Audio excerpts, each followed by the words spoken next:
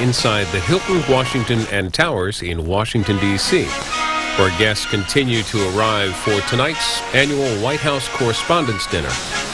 We'll bring you live coverage of the speaking program of this event, scheduled to begin around 9:30 p.m. Eastern. You'll hear remarks by President Bush and comedian Drew Carey. And leading up to our live coverage, we're going to show you portions of the dinner, including former President Ronald Reagan in 1988 and Bill Clinton in 2000. But first, a brief look at the White House Correspondents Association with its president, Steve Holland.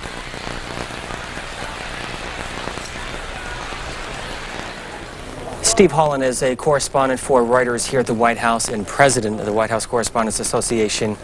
What is the organization and why this dinner? The White House Correspondents Association, we represent the press corps. We act as the liaison between the press corps members and the White House. If there is a grievance or a complaint or any sort of problem, we try to help take care of it. We help charter airplanes that carry the press on all of our trips. We work with different correspondents on problems they may have directly with the White House. We intercede on their behalf as needed, and we also hold this annual dinner each year. As our audience sees this, you will be at the head table. The first half of the program would have been completed. What's going to happen next? Next, we will have our formal program. We will announce our annual journalism awards, and most of them are related to stories that were written before or after September 11th related to the threat of terrorism. Then we will announce our scholarship winner, which is a big deal for us. We like to award a scholarship each year to a deserving student from the local area to help them pursue a college education in journalism.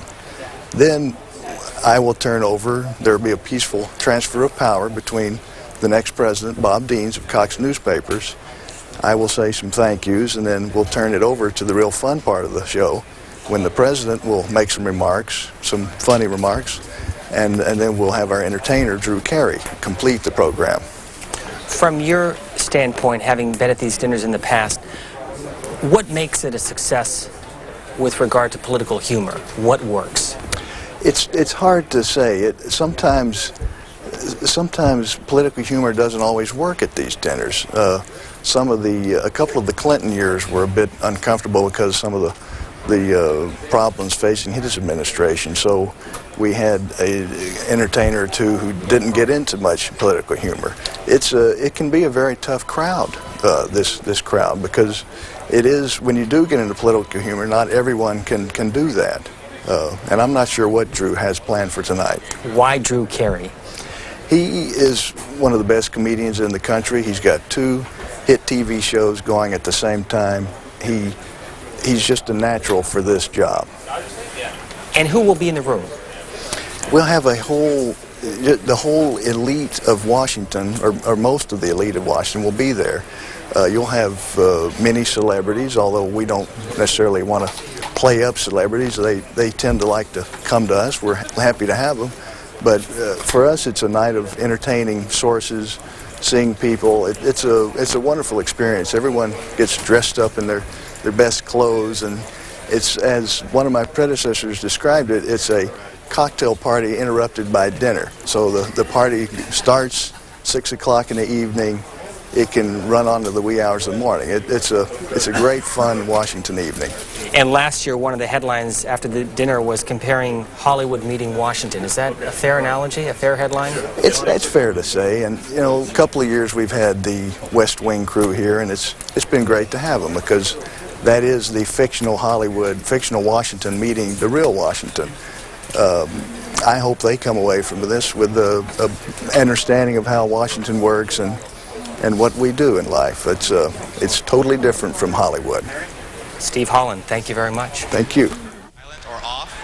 Thank you. And once again, we're back live inside the ballroom of the Hilton, Washington and Towers, where around 9:30 p.m. Eastern tonight, we'll bring you remarks by President Bush and comedian Drew Carey at the White House Correspondents' Annual Dinner. During the next hour and a half, we're going to show you some of the speeches from previous dinners, starting with President Bush and comedian Darrell Hammond from last year. Then former President Ronald Reagan's remarks at his final Correspondents' dinner in 1988. He's followed by former President Bush from the 1989 dinner. Now George W. Bush and Darrell Hammond from last year. This is just under 40 minutes.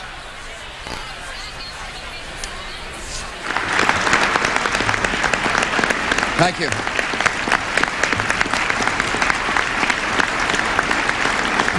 Thank you very much.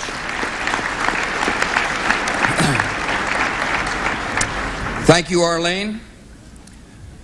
Laura and I are delighted to be here with all the major leaguers. Tonight I've decided to do something a little different. See, my mother over the years has put together at least 70 scrapbooks about our life as a family. What I've done is pull out some of the actual, never-before-seen photos from these scrapbooks and create a little slideshow. And so, Gordon, if everybody's cell phones are turned off, you can hit the lights.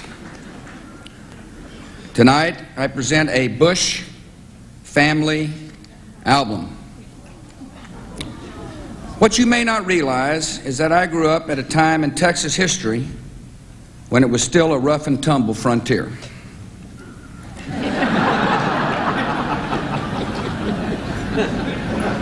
We were ranchers back then. This was my favorite horse.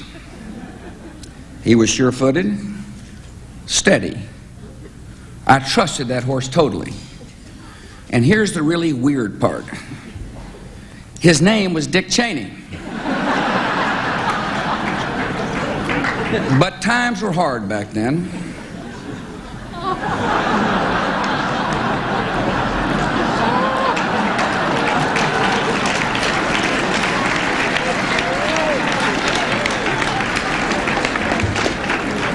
This, of course, was during the Great Drought of 1953. Dad, Neil, Daro, Marvin, and Jeb. In my family, with all those kids in the tub, it's not arsenic in the water I'd be worried about.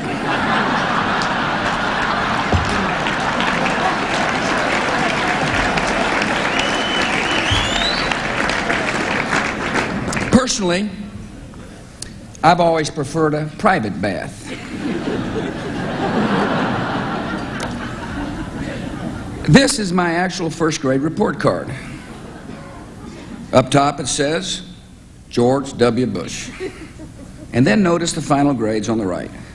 Writing A, reading A, spelling A, arithmetic A, music A, art A.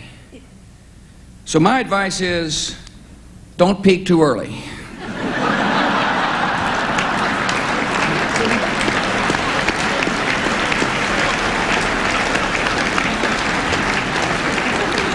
Here I am with my 5th grade science project.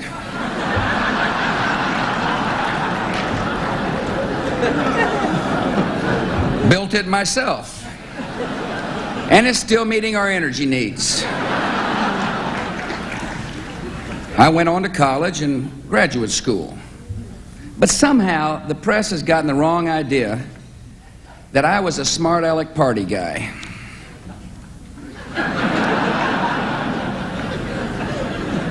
This is an unfair perception. See, in college, I actually did a lot of independent reading.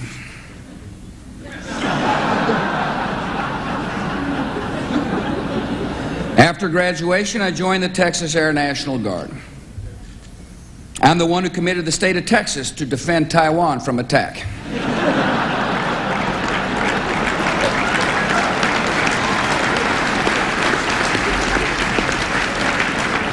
Speaking of pilots, I'm so proud and honored to welcome to our nation's capital Lieutenant Shane Osborne and crew member Lieutenant J.G. John Comerford.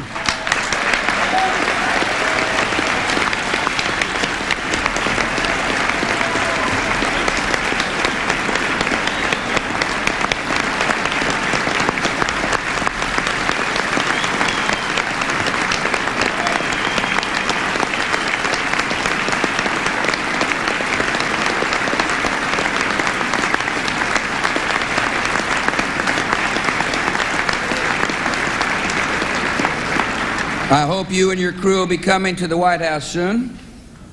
I think you'll like it there. I know I've said this to you personally on the phone, but I'm proud to say it publicly. Welcome back, Lieutenant.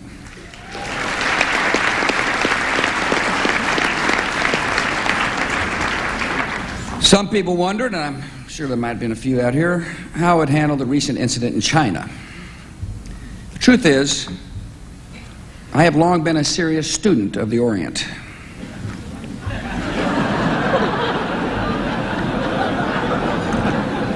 My mom and dad, of course, were in China when Dad was the U.S. liaison there. People have asked me, is it difficult trying to follow in the footsteps of a man who was president, and vice president, UN ambassador, a man who held so many other important jobs? Is it hard being such a man's son? Not really.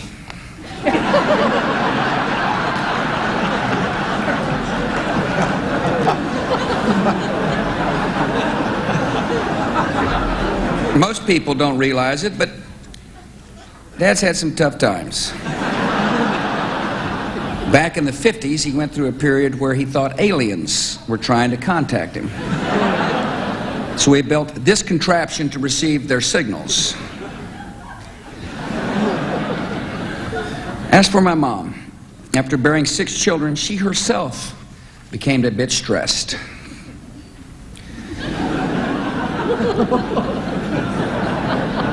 She took to acting very strangely.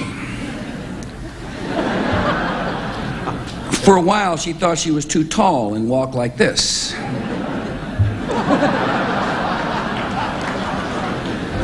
As if that weren't strange enough, next she wrote a book with that damn mangy, ill-tempered dog.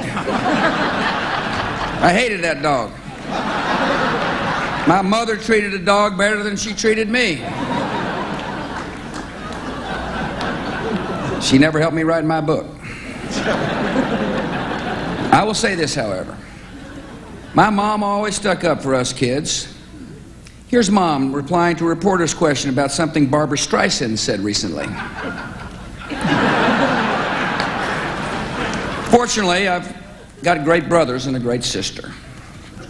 Some people have asked me, however, if the vote recount left any hard feelings between my brother Jeb and me. Not a bit. In fact, here's a picture of the governor of Florida.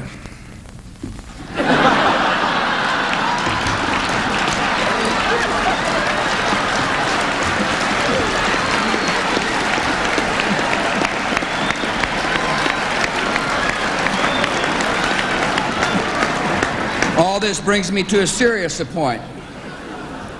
Eventually, I met a woman named Laura Welch.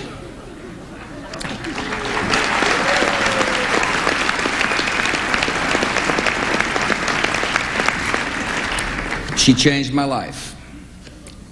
She has given me as an adult what I enjoyed as a child, and that is a loving family. The defining moments in the Bush family are not when my father was elected president or when I was elected president.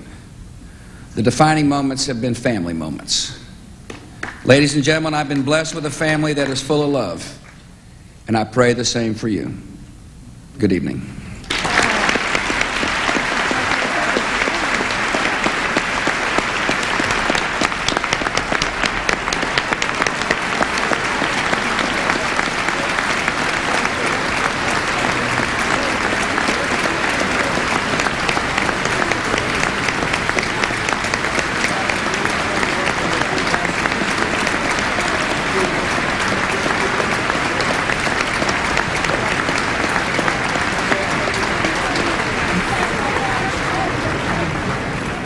Now, ladies and gentlemen, it is my privilege to introduce to you a man whose impersonations of political and news folks have been making us all laugh late on Saturday nights for the past 6 years. Ladies and gentlemen, live from Washington, D.C., it's Saturday Night Live's Darrell Hammond.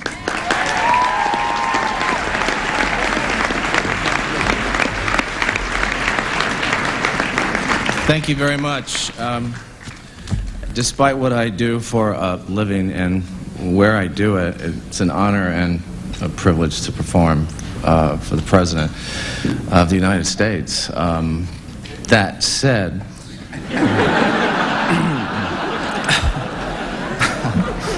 I would like momentarily to just revisit the former presidency. I feel, if nothing else, that it was a fun presidency. Like, really fun. Like, every day he'd be in a different jam. And not a fender bender. No. The kind of stuff James Bond can't get out of. You know what I mean, he gets caught on camera lying, and not by a camera, but by all cameras on planet Earth. And how does he get out of it? By debating the meaning of the word is. Well, even James Bond would be like, full marks, lad. I would have been forced to use a jetpack. But as wonderful as the drama was when he finally, when Mr. Clinton went on TV and he copped to the whole thing, if I was him, I don't think I would have just gone on and said, I misled you, I deeply regret it. I think I would have looked into the camera for just a second and said, I want to speak to just the men in the audience for a second.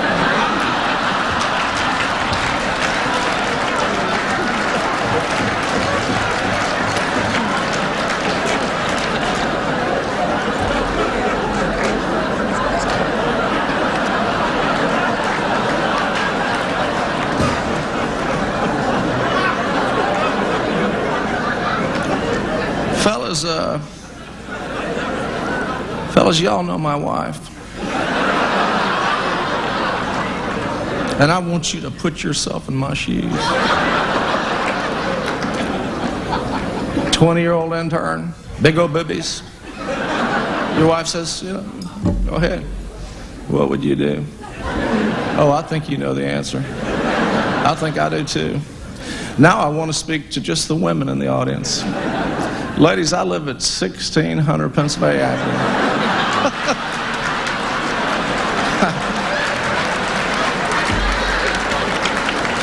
Ring the night bell. He was a fascinating man. He is not as confident around Mrs. Clinton, though, I found. He almost didn't use a southern accent. I mean, he was really more of a sort of like a, I don't know, maybe a geisha, like a, so sorry to disappoint you, Miss Hillary Song. Because, Mrs. Clinton has, I don't know, over the last, I guess, 8 years or so, sometimes, like when she smiles, her mouth will, and then the eyes won't. And it gives you the distinct impression that over the last 8 years, laughter and rage have become indistinguishable.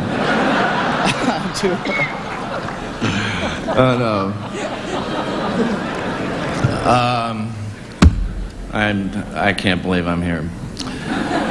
I don't know if you guys watch our show. I think, is Richard Dreyfuss here?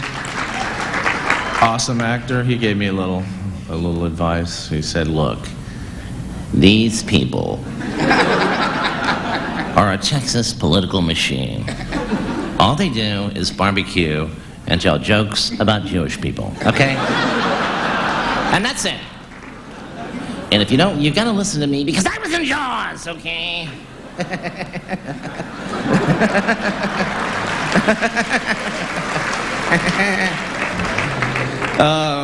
This is a great building. This room reminds me of the Grand Ballroom from Titanic, which is very comforting because I know if this place starts sinking, you folks are getting the good seats. I complimented briefly Ari Fleischer before on his astonishing ability to control a room. But I wonder if that room would be, maybe the deck is a little stacked. Maybe, if you really want to be impressive, why don't you let Chris Matthews come in? And just like, ladies and gentlemen, I'm tired. I can't take it anymore. Papa Golly, you don't look like a defective Pez dispenser. I'm tired. I'm one facial tick shy of Tourette's.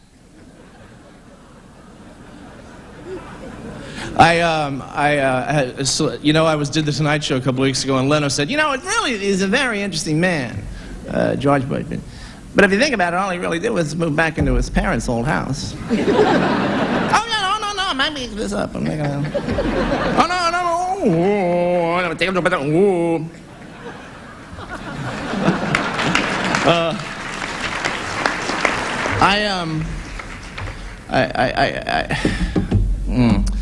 I studied Al Gore for 12 months. I studied him every day for 12 months. And I finally figured out that, with due respect to the guy who I wanted to play on TV, he does talk a little bit like other people type.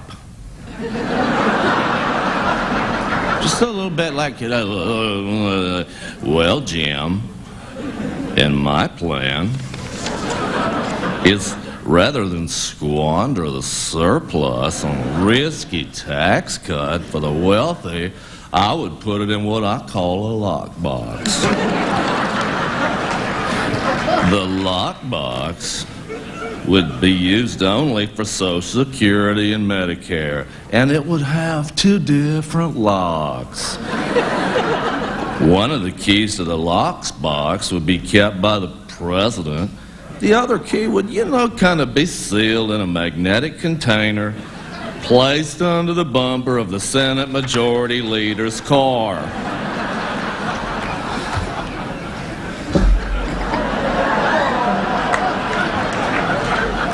To all outward appearances,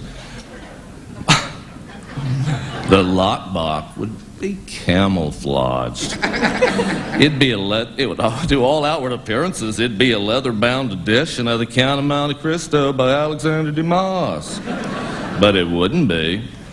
It would be a lockbox. And I'm gonna tell you what.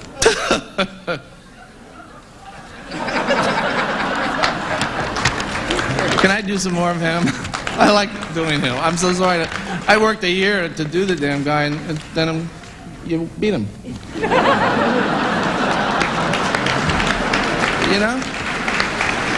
You beat him.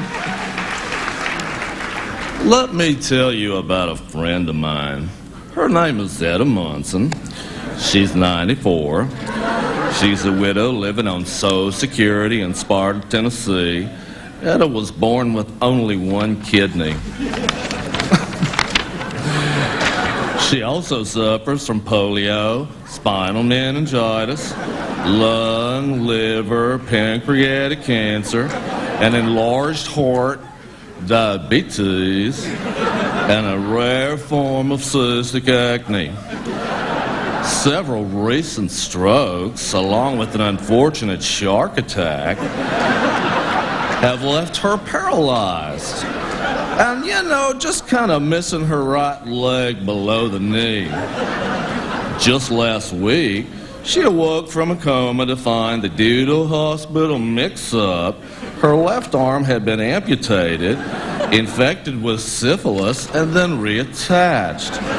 Well, as you can imagine, Etta's prescription drug bills are staggering.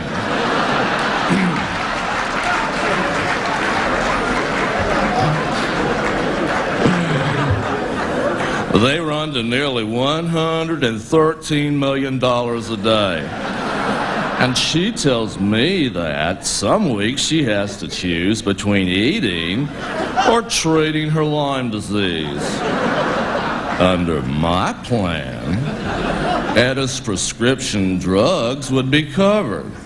Under my opponent's plan, her house would be burned to the ground.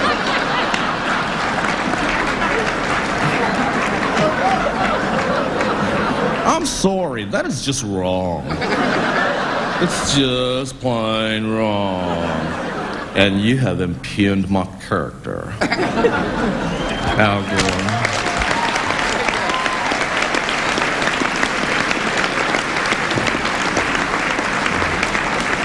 Ah, yeah. let's see, where were we? Did you watch the election night? Was just fascinating, wasn't it? Just back, we did a sketch on Dan Rather, and I'd like to read this for you. Good evening, folks. Let's get right to the NBA. We've got more action than a pair of jumper cables at a Mexican funeral.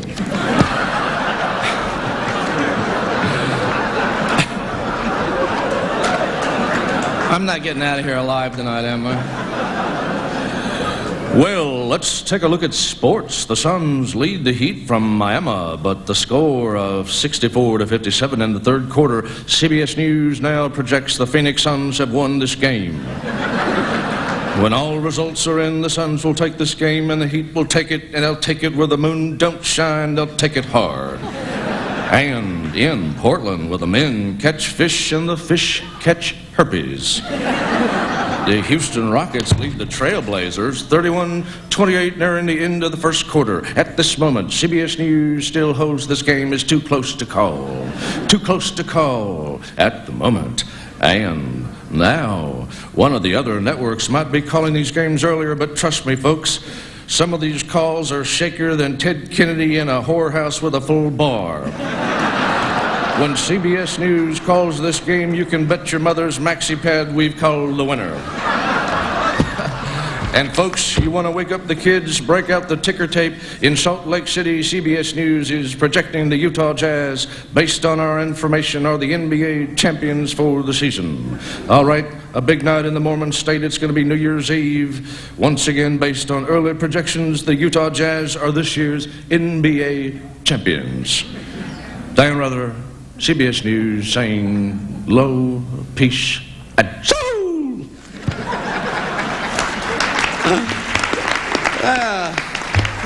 Crazy thing to do for a living. When I was a kid, you know, other guys want to be like firemen and stuff, and I just, you know, my father was like a military guy. Got shot a couple of times, and I don't know if you ever know anyone that got shot a couple of times, but they get fed up really fast. They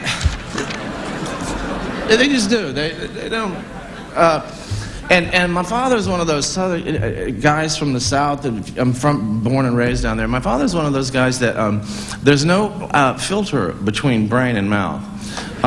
The thought is formed on the way out. He'd like walk up to someone in the mall and just go, "You didn't turn out too good, did you, boy?" And I'd be in my bedroom practicing Porky Pig, you know.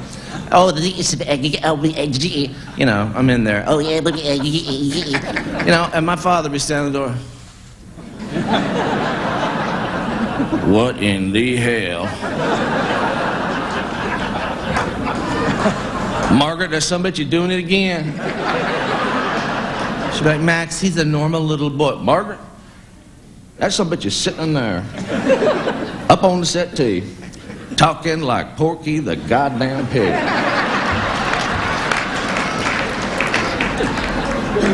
That some bitch is not normal. I think some bitch is queer.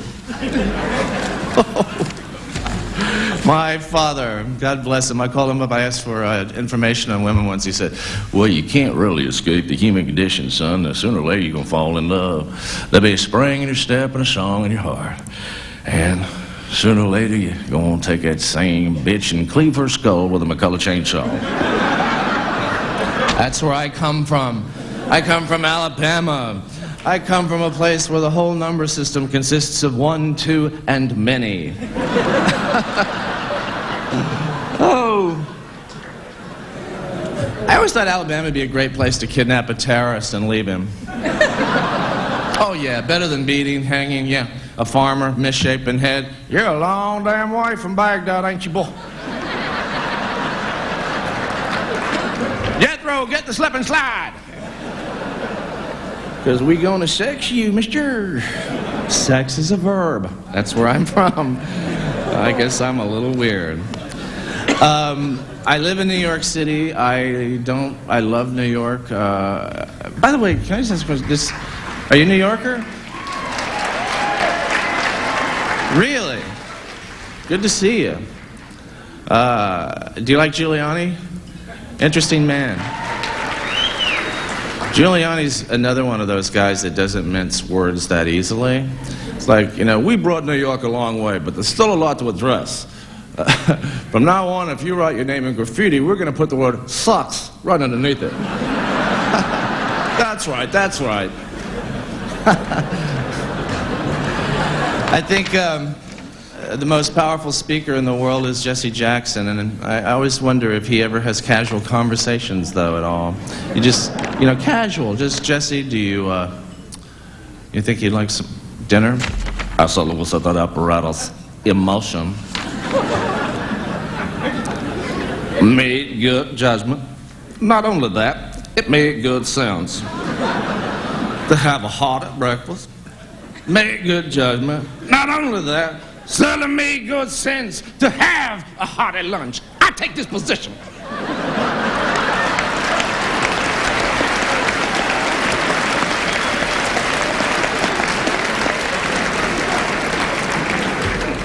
When does something just for a queen bee, not when does something just for a bumblebee, huh?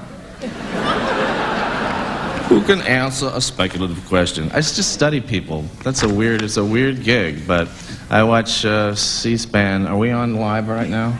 Oh, great. Great, I just used a bad word, didn't I? I'm sorry. But you know, in New York, there's 9 million of us on a 12-square-mile island. We use the F word as a comma. Oh, yeah. My favorite borough is Brooklyn. They don't write ghost stories from Brooklyn. They just don't haunt people there. After having spent time in Brooklyn, I think I know why. It'd be tough to haunt a guy who's looking at you like, yeah, you the one go woo, woo, woo, up and down the hall. You're the one with the woo, woo, woo. No good. One more woo, woo, woo. I suck his into my vacuum cleaner. I can't have it. I can't have it. Honey, this freaking poltergeist, he ain't even in the union over here. He ain't even got no book. Yeah.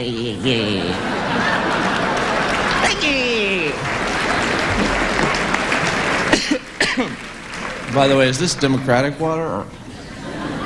I don't even know what. I didn't follow that arsenic thing. The hell with it. You know what I mean? I have some telegrams I want to read to you, Mr.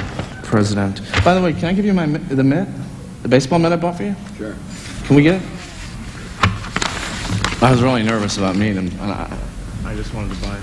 This is the best mitt. You love baseball. That's the only thing I love. With a nice Rollins ball, and thank you very much. I mean, it's a great one. It's a great mitt. It is a good mitt. Yeah, it is. We could play catch sometime if you want. I would love to play catch with the President of the United States. Let's see, Meet the Press. Tim Russer. Good morning, welcome to Meet the Press.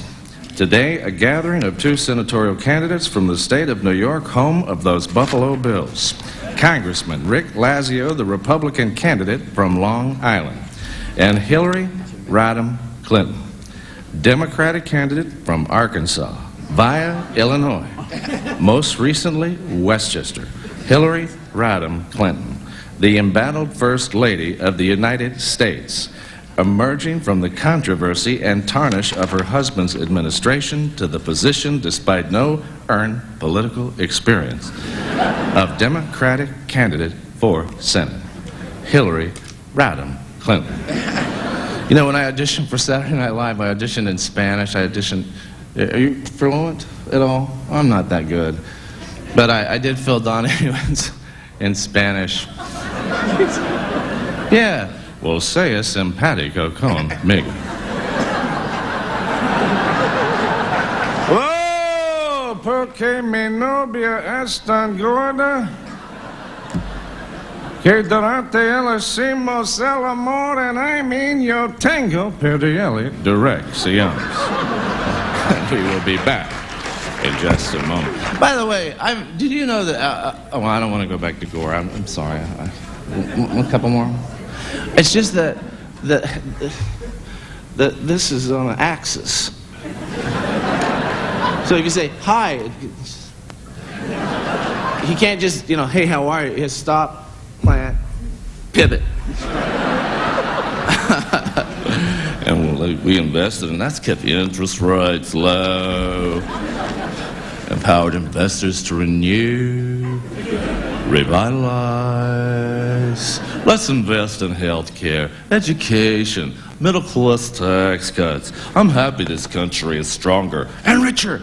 I am excited.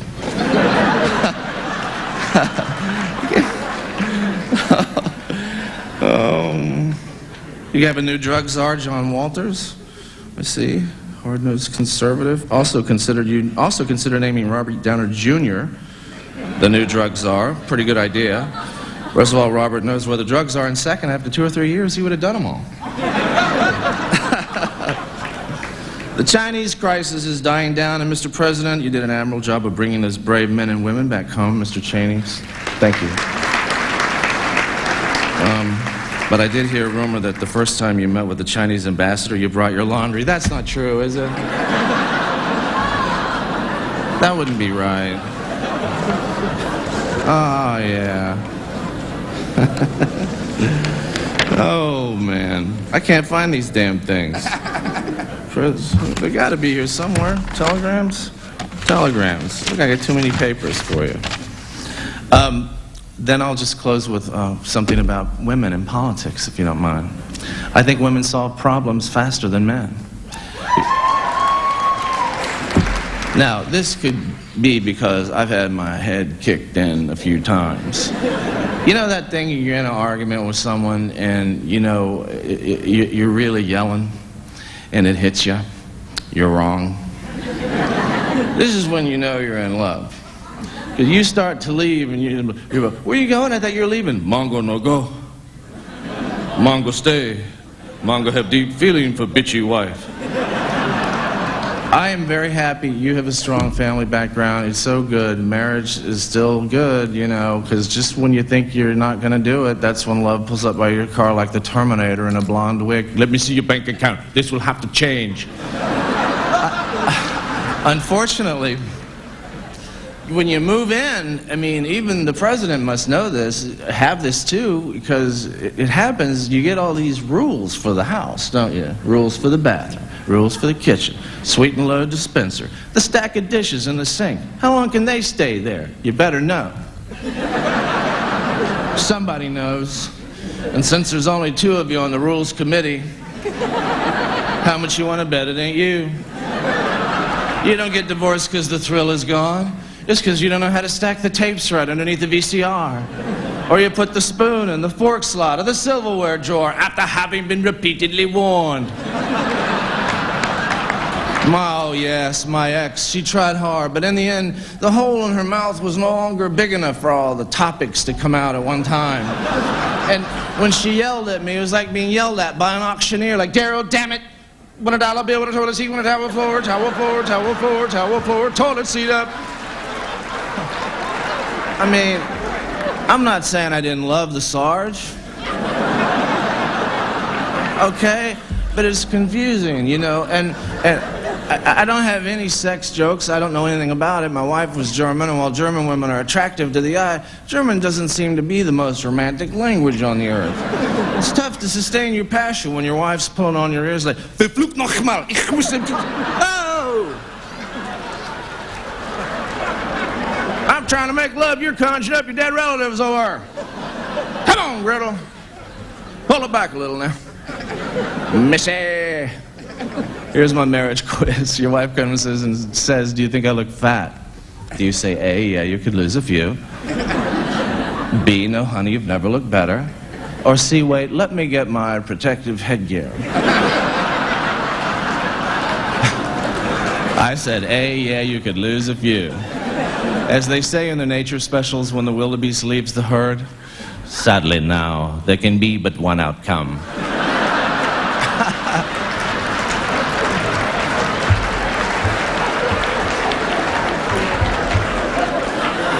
All of which is to say, sure, my father's married 46 years, but he's got a ring in the back of his neck now. You pull it, he goes, my fault.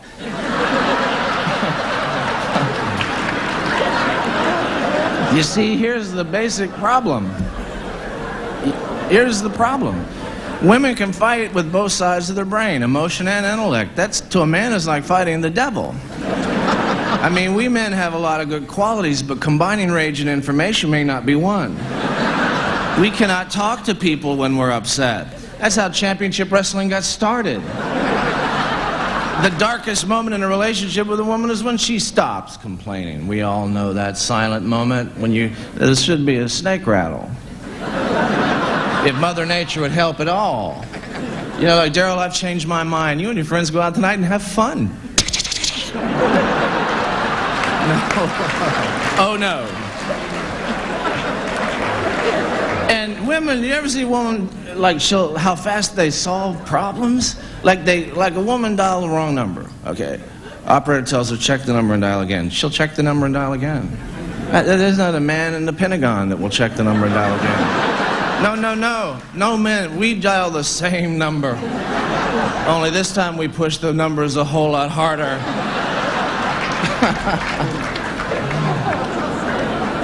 But this brings me to my thesis, which is that women, first of all, you don't brag about the ability to have a child, which is astonishing. Astonishing. You know, we men, we fix a doorknob, drinks are in the house.